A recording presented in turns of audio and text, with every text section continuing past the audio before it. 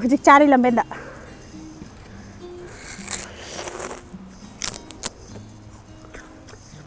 hello ma'am एगी channel ma'am बुतराम नौचरी ऐसी अनौब video मग पुरगना अमुक ma'am की ममांग लाक्चरे ऐगी ब्लॉग से शॉपिंग ब्लॉग मचा मा हाइब तारे अदु ऐ अहमबदा ऐना ऐगी डेस्टिनेशन द चत्रिंगदा ऐ हाना दुकान मखकदा चंगगा ऐ हुजिकी खोई इलेक्ट्रिक प्रेशर कुकर मशिमा लेगैना तौरी अशिमा लेबा लोरगा ऐ हुजिकी अते स्टोर द चकनी अदु मैम जेंगबिनशी ऐना कनाडा लाकपगी मतुंगदा मैम की मोस्ट कॉमन क्वेश्चन मैम पुरमकना हंगी अखोगी अशिदा मितेगी चानबे थकनबे मितेगी चिंजाक कदाइदा फंगी कमाइना तौरी कदाइदे लेई अदु हानदी मैम द सुम वारी ओइना लिरमी हुजिकते ऐना ब्लॉग सेंबा होगलकपदगी अदुगी ब्लॉग की खुदुंग चाबा लौजरगा मैम द ऐना मदुगी वीडियो मचा मा शेयर तोगैना तौजबनी अदु होपफुली मैम नुंगाइगनी अदु जेंबियू मैम अदुगा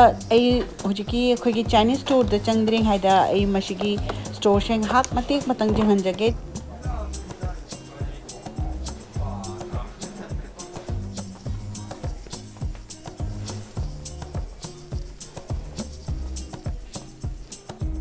हुजिकी दुकान दे लोरेगा अशिनी अइना चंगदबा हुजिकी चाइनीज स्टोर दो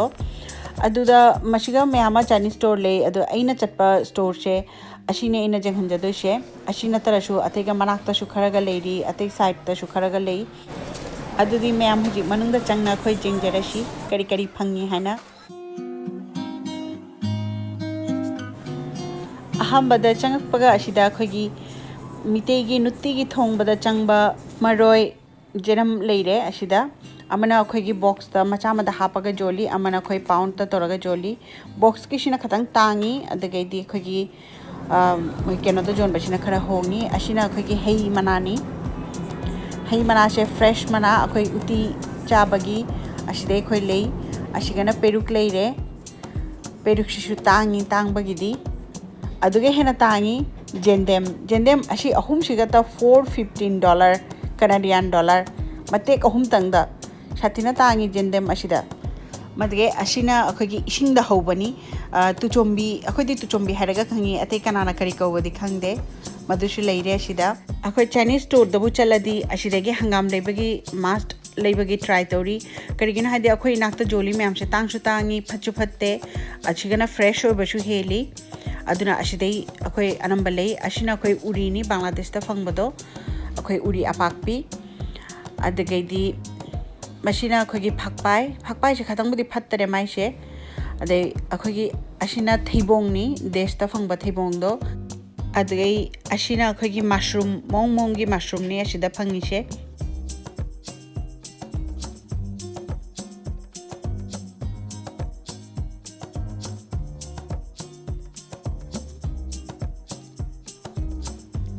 अदे मशीना अखोगी पुंधोन मनुंगदा अंगांगबा पुंधोन अमना असंगबा मनुंगदा अमना अंगांगबदुनी अशिने अंगांगबा क्या तांगी नो जेंगु 9.99 आई मीन $10 पाउंड ता अदे मशीना अखोई आवा फतिगोम अदगा अशी मनाक्तना लेरे मयांगबा अशिदी अमुबिनी अखोइना चारिदुना अखोई थाबदुना अखोई असंगबदुनी अशिना फ्रेश जेंगांग अशिगना अखोई पुदीना मिंट लेरे अदे मना मशिंगिदी वादे अशिना अखोगी पुइशाक मदगे मशीना अखोगी मंगरा मना फजना तांगी मंगरा मनाशु पाउंड ता $5 तोना $4.99 से $5 का अमतनी अशिशु अदगैदी अदुदे हेना तांगी अखोगी कोलमिशाक से अखोई देशतदी सातिना होंगे ना थौगा साबिदे अशिदा लागा फजना तांगी अशी मागी मशिगी पैकेट सिमदा लुपा मंगा तोना अमो मुक्सु पाउंड तसु जोन बजावरी अदगैदी अमुक छु केनो द जोन बजावरी अशिना सजना मना न मुखेले अशिना पाउंड ता $16 तोना अशिना थंबो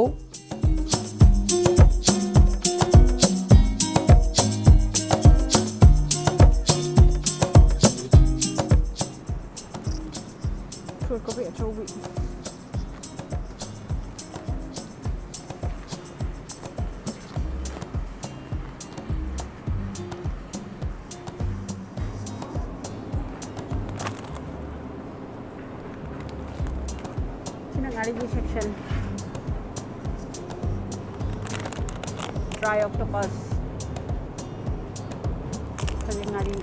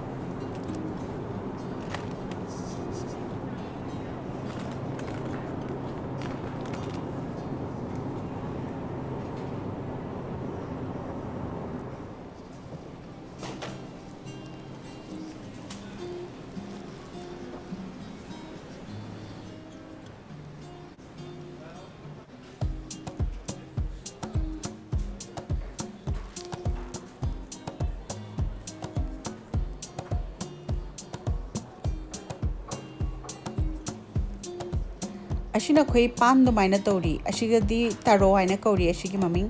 अशी पालुका बिरा करिनो दि खंगदे अदुगा पान ना दि हाव हेली माना खरा थुमलप चली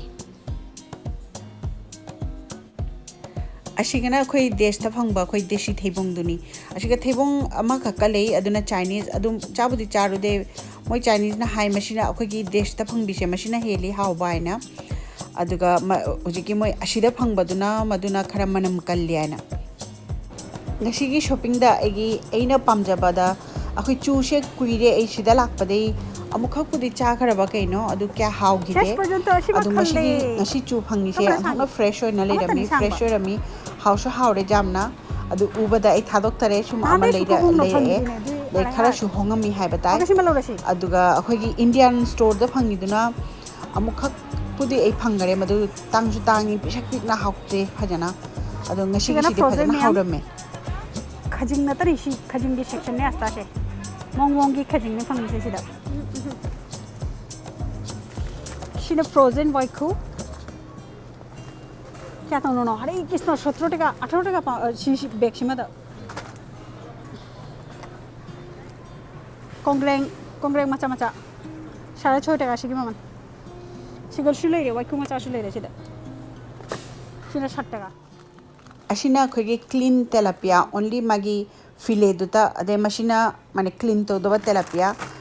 माउंग अनि गिने अशिदा फंगनी शिशो यास्ता शिदा लुपा तरो तेलापिया लुपा तरो ngashai jengi dona खोगी फ्रोजन ngani हुजिक किसिना हुजिक जे हंजरी सिना अशिना खोगी फ्रेश nga खोई देश दा बाजार दा चलगा अखोई लेब दो अदुमाइन तो ना किंतु मशिना अखोगी Bangali nga miyam nate akhoi Bangladesh ta phangba nga miyam nate machina Chinese nga miyam seafood miyam anamba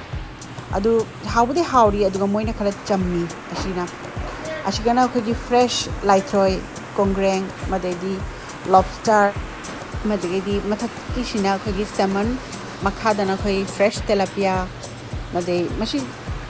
hawde hawri leina budi chai marak ta adu shu akhoi Bangladesh te charak podo aduna di heli hawba अशिगना खोई golden pomfret नि अशिदा अदे मशी मना की से खोई इलिशादी माली उबदा इलिशादी नते मशीना milk fish कोरी मशिंगा से अशिगा पन मंगा पर मग जोली से पन पाउंड तनी पीस हिसाब त जोन दे अखोई सिदगी nga खल्लगा मदगेनी मोदा क्लीन तो हन पुगे हाइसु जाय क्लीन तो हंदना जुमदा खना शेम गे हाइसु कसु कायदे अदु क्लीन तौरगना क्लीन तौबगी मोय अदुगी सुलुपा लौरी क्लीन हाइदी मोयना शेमना चामना खोना पीगनी अखोय अदुमाना तौरगना मोय अदुगी लुपासु Jawari अशिना fresh white खुनता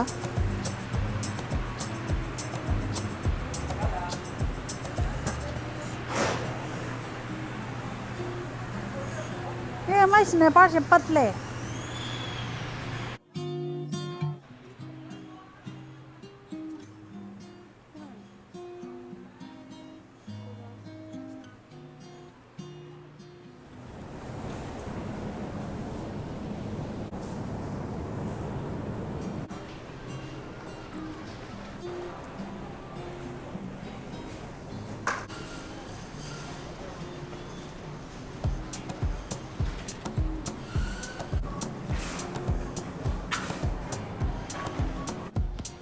hingjang na pi nga panamag jeng na loy na hujik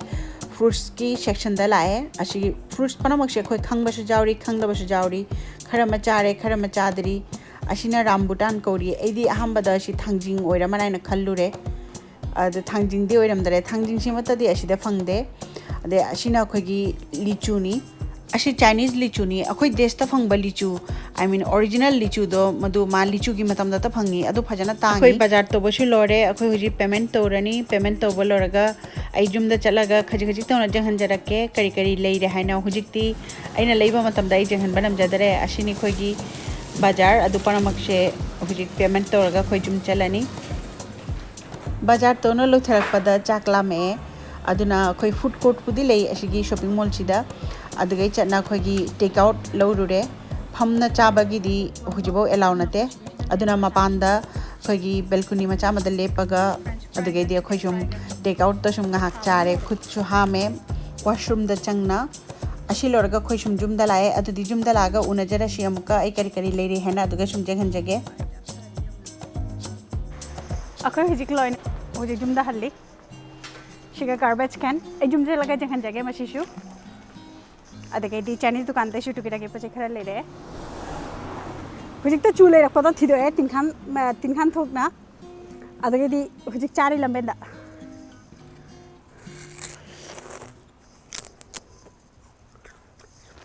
anyway खुद फजना हमना लाए हुजिक के मतम से खुद हमदा दे चावा जादे कुइरे चही क्या शुरे चादा चानिंग मना लोरे अदन हुजिक चारी हुजिक ते शॉपिंग दे लाए अशिने जुमदा लागा पैकिंग हांगदो हुजिक इंस्टेंट पॉट कुइरे इने लेगे ना तो खलेबा अदगे मशिगना गार्बेज कैन लेरे गार्बेज कैन अखोय चाखुंग बिदो केना तो ले ओ चेंज तो गे ना हुजि ए मशी हांगदो चगिगे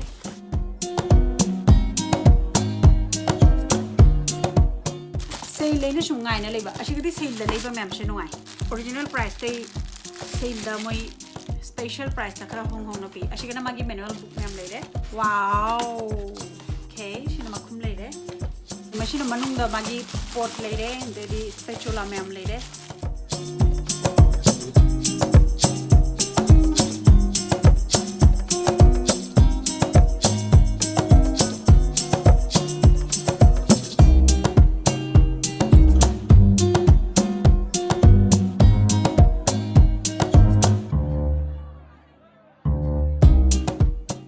अशी मैम जिना मागी ऑप्शन में हमने एक करी करी तो बजाने हैं ना अशिगा ले जरे खाना हो चाइनीज दुकान दे खोगी हिंजांग ना पिखर ले जरकपा अदु अशिगा हंगाम खर ले रे हंगाम से होंग ने पिरामी पाउंड 98 सेंस तो ना होंग ना पिरम बदुदा अनि खग ले चले ये हस्बैंड जुजाम नहीं नहीं अरे मशीदना पान ले रे पान सिसु अखोय इनाकी दुकान दे मंगोंदना खतंग होंगना लेरमी केजी मा खरा हेले सिदा $3 अशिना मयामना साथिना हंगी अखोयगी जेनम मना मशिंग कदाय दे फंगी करी तौरी हैना अदु अतै मना मशिंग दे लेरक्तरे मरोय मपा अशी जेनम से शांगी सुमाइना अखोयगी खुदुक मरोम फाबा केनोने खतंग दि चावरी अशिना पाउंड $4 तो न पिरमी अदु $4 दुदा अशिगा $3.5 रम तो न तारे पाउंड मदे खजितंग ली अशिदा नि एगी ले पाम्बी बुदी अदु पाम्बी की दो हंदक खतंग फटलक तरे अदुना इना अमखक ले छले अखोय फ्रोजन दा कागा फ्रोजन दा थमगा अदु दुशु शुम यूज तोरी फदिगम दे अशिना अखोय शुम चाना बे काटा टोस्ट दुमाइना मनु सिदा ड्राई फ्रूट जावरी अखोय लाइक बादाम किसमिस करकेरा जावरी जम हावरी मशिशु अदे अशिना अखोय चनम शुम चाबगी अशिना अगांगबा तिलहो अगांगबा तिलहो से खरन तांगी अशी ऑलमोस्ट $2 तारे अखोय साथ करकेरा चाबे मशिना जमना हावरी अशिना अखोय गार्लिक नान गार्लिक फ्लेवर की अशी यदि बांग्लादेश दुमाइना होटल दा चलगा चाबा फंगदबनिना अदुना अखोय सुमाइना फ्रोजन मोय इंडियन नि मशिशु अशी जस्ट अखोय तावादा बटर हापसु जाय हापतसु जाय अशी गना हैनो ले जरे अशिगी मतंग सिदा एगिंग अशिगी वीडियो सिलेक्शन जरगे thank you everyone for watching मथंगी वीडियो मदा अमुका मयाम गा उनजरशी मैम हराव तैमना लेबियो बाय स्टे सेफ एवरीवन